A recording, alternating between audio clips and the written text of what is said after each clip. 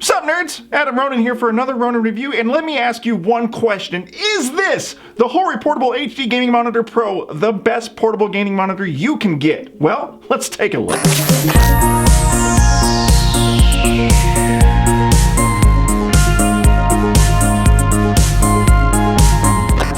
Guys, so we're going to take a look here as detailed as possible at this new product, because I went to a tournament a couple weeks ago for Dragon Ball FighterZ, and I saw this there and I thought, what is that? What is this piece of tech that they're playing on? And someone said, oh, that's the Hori portable gaming monitor. They're using it for tournaments now. And I was like, so I thought to myself, we better take a look at that because that's pretty cool.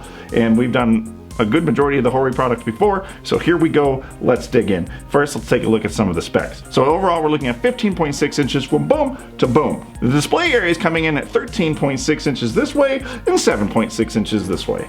So a decent little nice 15-inch monitor that you can essentially fold up like an iPad and take it anywhere with you. So weight-wise, we're looking at about just a little over 2.5 pounds here. So this puppy is super light, like way lighter than a laptop. You're gonna get a little bit heavier than a couple iPads that you would find. I mean, guys, this is super compact, and you got here for a couple different 90-degree angles that you'll just pop open. Over here on the left-hand side, you will find two HDMI ports, both of which come in when you are playing at 60 Hertz refresh rate. Then also, next to the HDMI ports, you have two plugins for headsets. Now that is cool, because let's say you're taking this to a tournament, you and your opponent both want to maybe listen to the game audio. I don't know, sometimes they like to put in their headphones and listen to music, whatever pumps you up, but if you like to listen to the game audio, both you and your opponent can do that if you're in a tournament setting.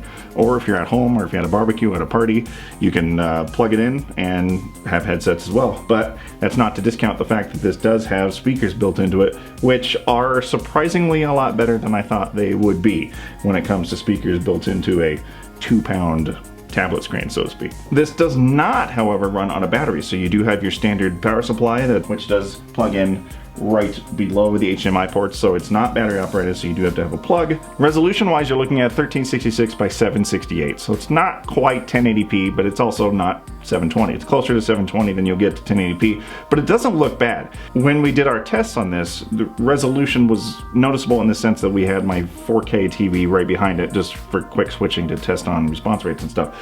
So the 720p-ish screen is noticeable in comparison to other things. However, if you are eyes on the prize and you're playing your game, it doesn't matter because the pixel density is so small in that 15-inch screen that it's kind of a moot point because it still looks great. The best part about this is the response rate of this is just impeccable. It's fantastic. When doing comparisons with this compared to my 4K TV, there was an absolute noticeable difference.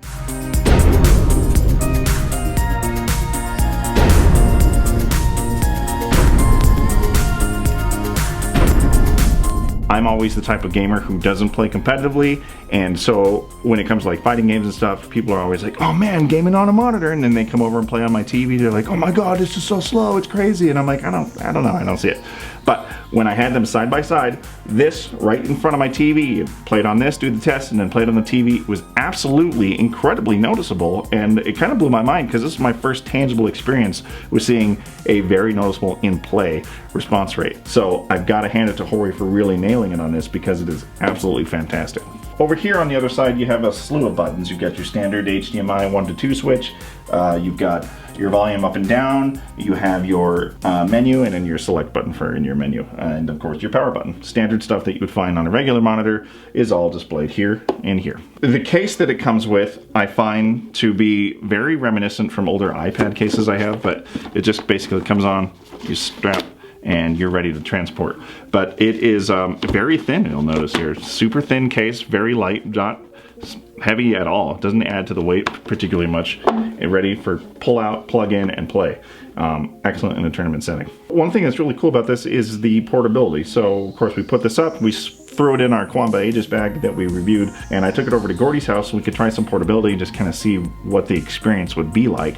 And it was, as expected, flawless. And we tried it on a couple fighting games. So we've tried it on PlayStation, we tried it on Xbox, both worked flawlessly. This is a universal thing, so you could also use it with your Nintendo Switch if, I guess, the screen on the Switch is not good enough for you and you want to put the dock with it, that'd be fine. So we played some fighting games. We played a little bit of Injustice on a hitbox. We played with the controller. We played a little bit of Killer Instinct, and then a couple things on the PlayStation. But everything ran smoothly. Everything was good. It was very easy to pick up, set up. Now the problem was we also tried out what it was like to play with headphones, and of course with headphones with our links of our cables, we had to sit a little bit close together, which made some things difficult because the viewable angle on this is a little less than be desired. So if you're here, it's very washed out, and you can see in some of the B-roll that we took that a lot of it is washed out because you have to be like dead center on it, up or down, to be able to see the perfection of the screen. It was a little bit of a downside because if you're off to the side a little bit, can deter the way you see the screen. But the one thing that is cool, and you'll notice here because there's lights to my side, is the fact that it's a matte screen, so you're not getting a lot of reflected edges, especially if you take it to tournaments, have it up, they got bar lights and whatever you're in. It's a nice viewable screen if you're at the right angle, which can be problematic. So the real question is, who is this for? Is this for you? Is this for me? Well, it kind of depends on what kind of gamer you are. For me, this is not a product for me. This is for the weekend warrior. This is the guy that is going to tournaments every weekend, or the guy that is putting on tournaments. This is for the guy that's going to his friend's house for a LAN party, for first-person shooters to hook up many different types of things. This is for the mom and dad who have kids coming over to spend the night and they're hooking up in their kids' room so they can play games. This is for people that are in low-income housing who maybe only have one TV. You spend $200 and you have then a gaming rig set up over on the side, and you don't have to over-income people that are trying to watch TV. This is for those types of people. This is not people for me who have a dedicated 4K TV setup where I like to sit on my couch and game. I don't run all over a muck town playing games with this, that, and the other. This is for you who is out and about doing the things that you do in gaming and your passions. Product is for you. If you're looking to spend $199 US on a universal portable gaming monitor, I would absolutely say this is for you. If you're a tournament organizer or you are wanting to contribute to those tournaments, so your locals and stuff, absolutely a worthwhile purchase. If you're still playing LAN parties, if you're playing first-person shooters with a bunch of buddies and hooking up TVs old school style, boom, for you. If you're just sitting on your couch playing games and you have a nice gaming TV, not so much. It's an unneeded purchase.